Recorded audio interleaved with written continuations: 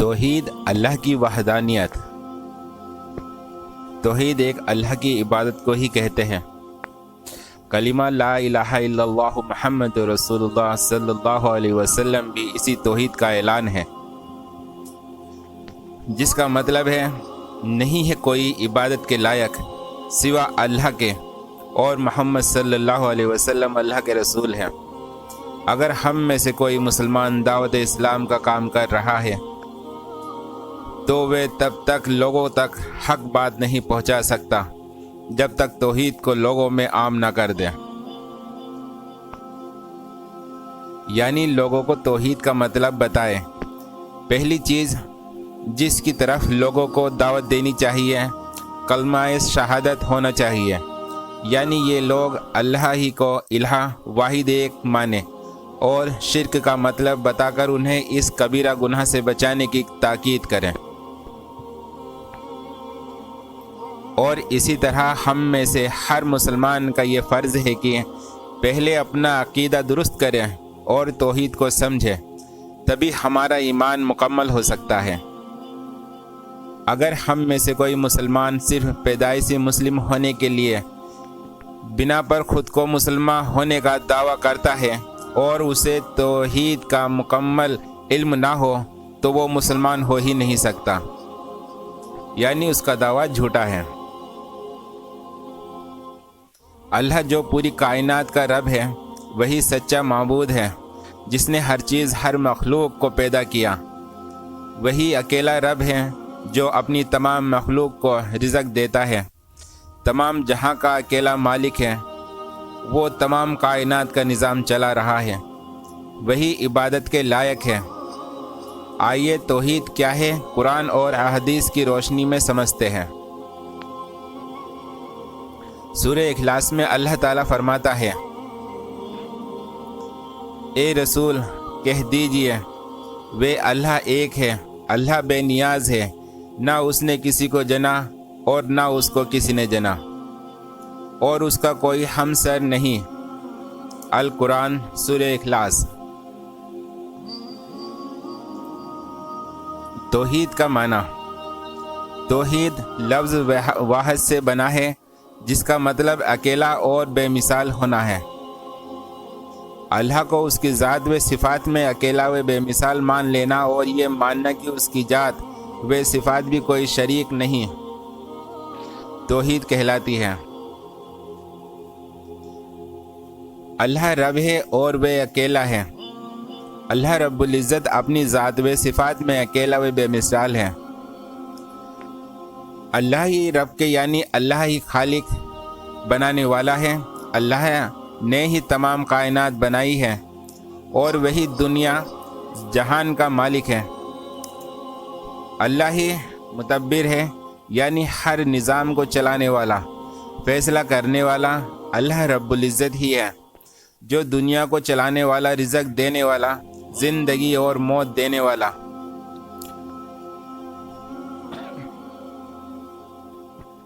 توحید کی قسمیں۔ توحید تین طرح کی ہوتی ہیں۔ ایک توحید ہے توحید ربوبیت، دوسری توحید الوہیت، تیسری توحید اسماء و صفات۔ پہلی توحید ربوبیت یہ ہے کہ اللہ تعالیٰ کو اس کی ذات میں اکیلا بے مثال اور لا شریک مانا جائے، نہ اس کی بیوی ہے، نہ اولاد، نہ ماں ہے، نہ باپ، وہی کسی سے نہیں پیدا، نہ ہی کوئی اس کی ذات کا حصہ ہے۔ اسی کو اللہ تعالیٰ نے سورہ اخلاص میں صاف صاف بیان کیا ہے۔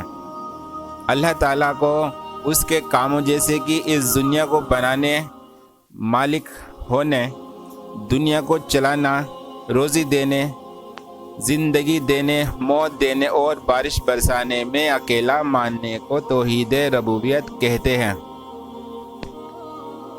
اللہ تعالیٰ فرماتا ہے، وہ اللہ ہی ہے جس نے زمین اور آسمان کو اور ان ساری چیزوں کو جو اس کے درمیان ہے 6 دنوں میں پیدا کیا اور اس کے بعد عرش پر قائم ہوا۔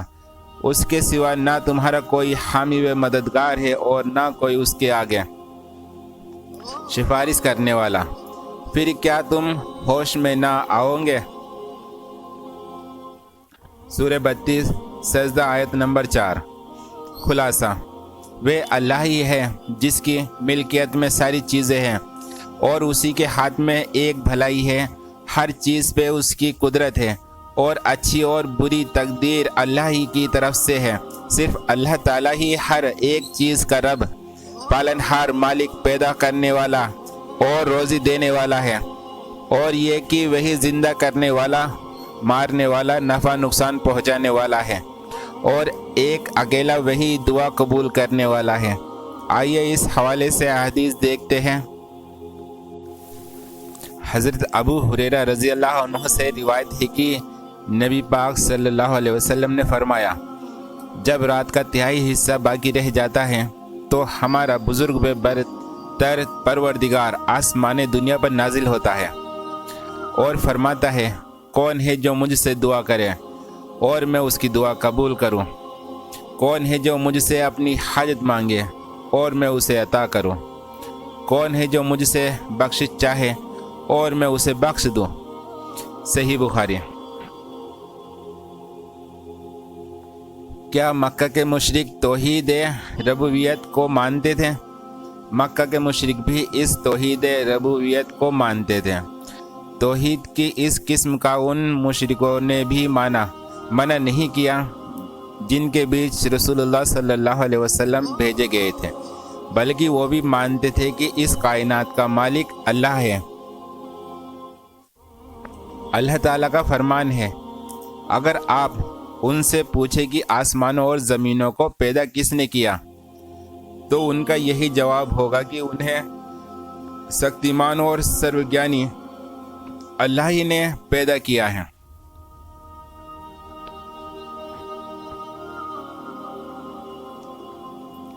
مشرک اس بات کو مانتے تھے کہ اللہ تعالیٰ ہی تبھی سبھی چیزوں کو چلانے والا ہے اور اسی کے ہاتھ میں زمین اور آسمان کی بادشاہت ہے، لیکن وہ ایسی چیزوں میں پڑے ہوئے تھے جو اس توحید ربوبیت میں خرابی پیدا کرتی تھی۔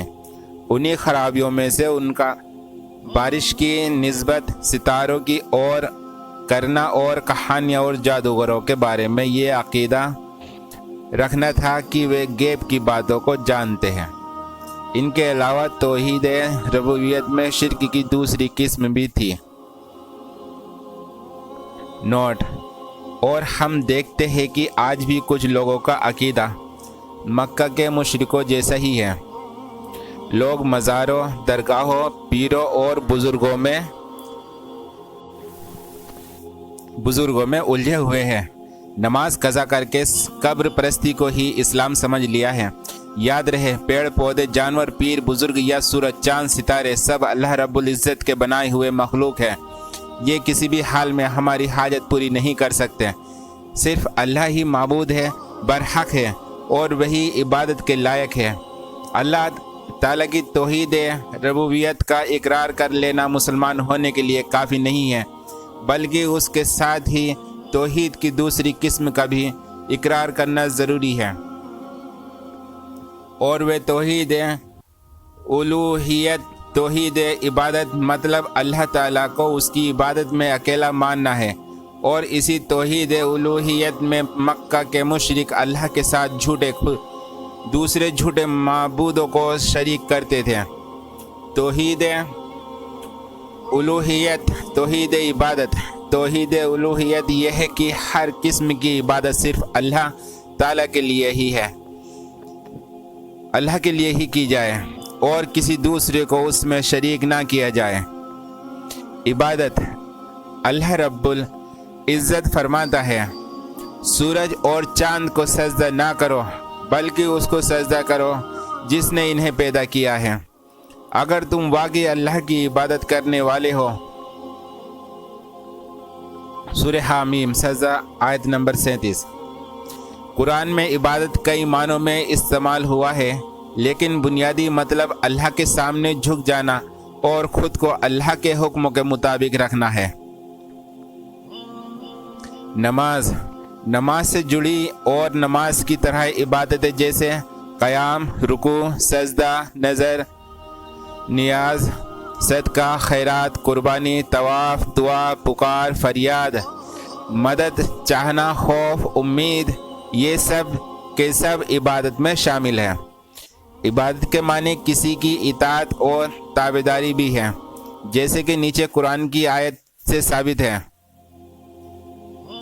اے آدم کی اولادو، کیا میں نے تم کو ہدایت نہ کی تھی کہ شیطان کی اطاعت نہ کرنا، وہ تمہارا کھلا دشمن ہے۔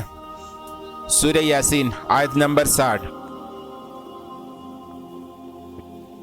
نوٹ: دھیان رہے، اللہ کے علاوہ کسی اور کے حکم کا ماننا، جیسے اپنی نفس کی خواہشات کا مسئلہ ہو یا کسی اور کا، مذہبی پیشوا ہو یا راجنیتک نیتاؤں کی پیروی، شیطان ہو یا کوئی انسان، اگر ان تمام لوگوں کا حکم اللہ کے حکم کے مختلف ہے تو یہ اللہ کی عبادت میں شرک ہوگا۔ شرک کو ہم اگلے پارٹ میں جانیں گے انشاءاللہ۔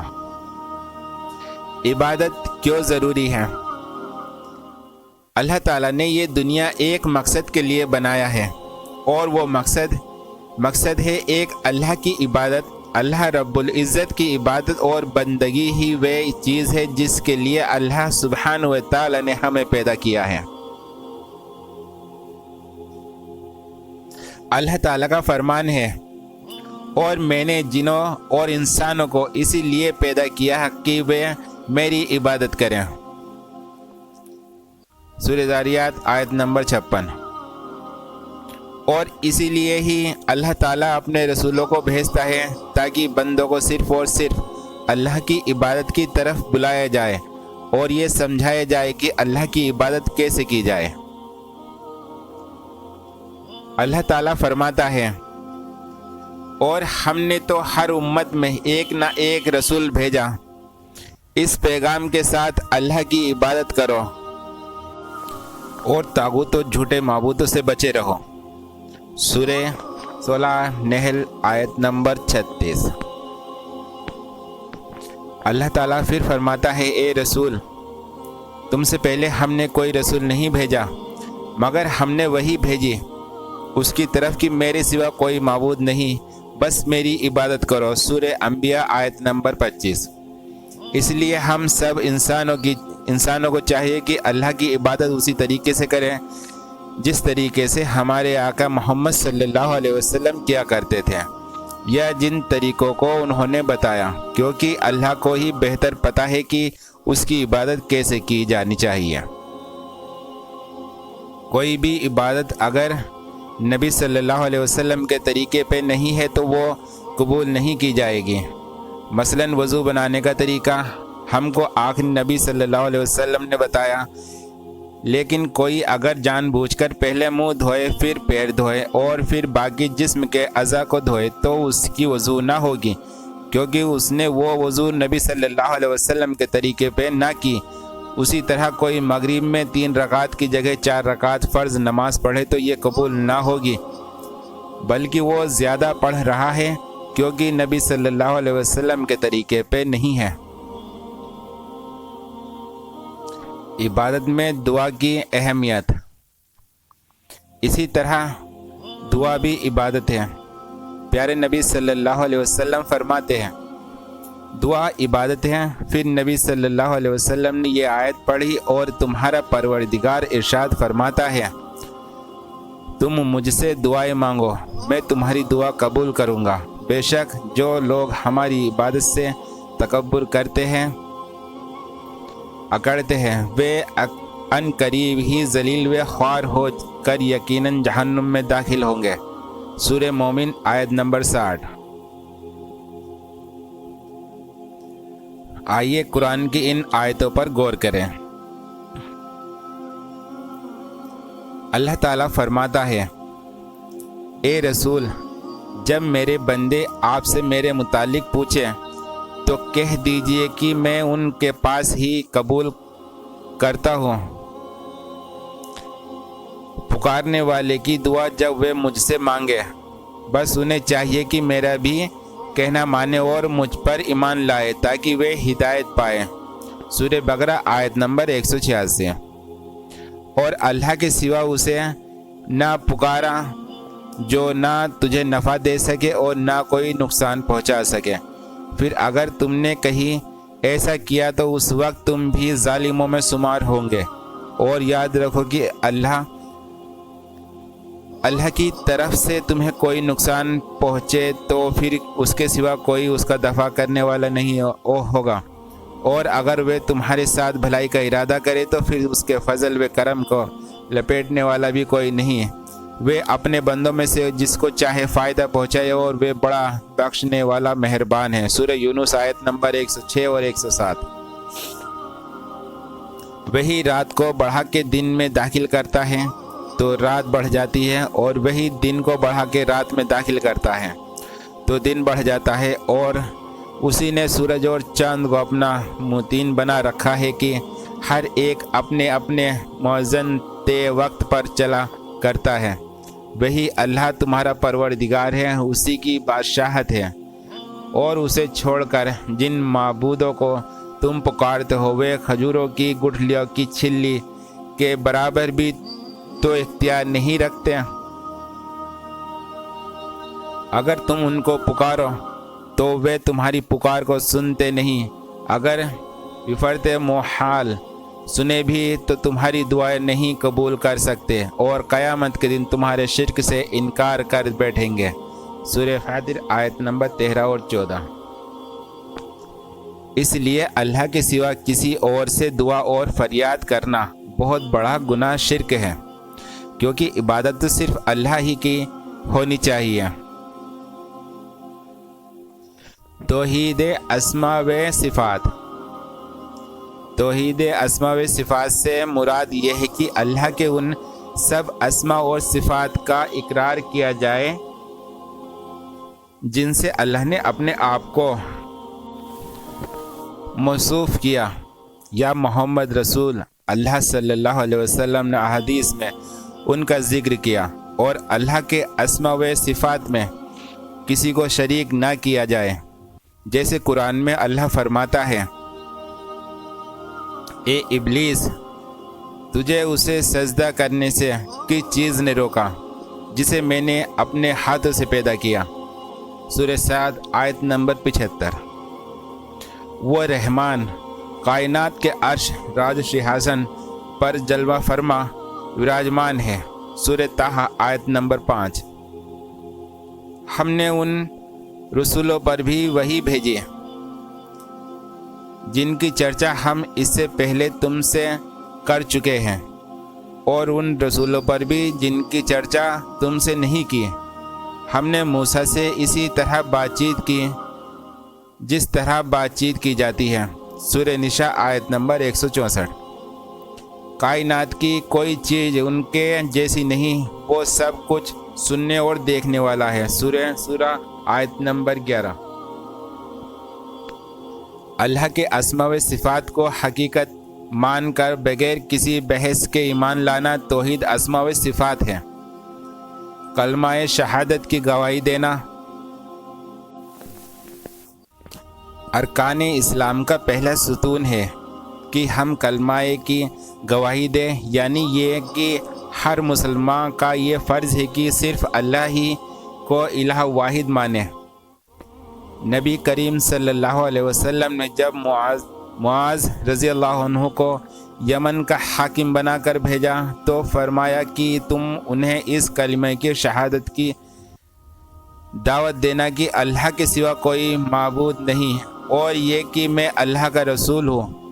اگر وہ لوگ یہ مان لے کہ وہ پھر انہیں بتانا کہ اللہ تعالیٰ ان پر روزانہ 5 وقت کی نمازیں فرض کی ہیں۔ اگر وہ لوگ یہ بات بھی مان لے تو پھر انہیں بتانا کہ اللہ تعالیٰ نے ان کے مال میں پر کچھ صدقہ فرض کیا ہے جو ان کے مالدار لوگوں سے لے کر انہیں کے محتاجوں میں لوٹا دیا جائے گا۔ صحیح بخاری۔ آپ ہمارے چینل پہ نئے ہیں تو ہمارے چینل کو سبسکرائب کریں، لائک اور کمنٹس اور شیئر کرتے جائیں۔ السلام علیکم ورحمۃ اللہ وبرکاتہ۔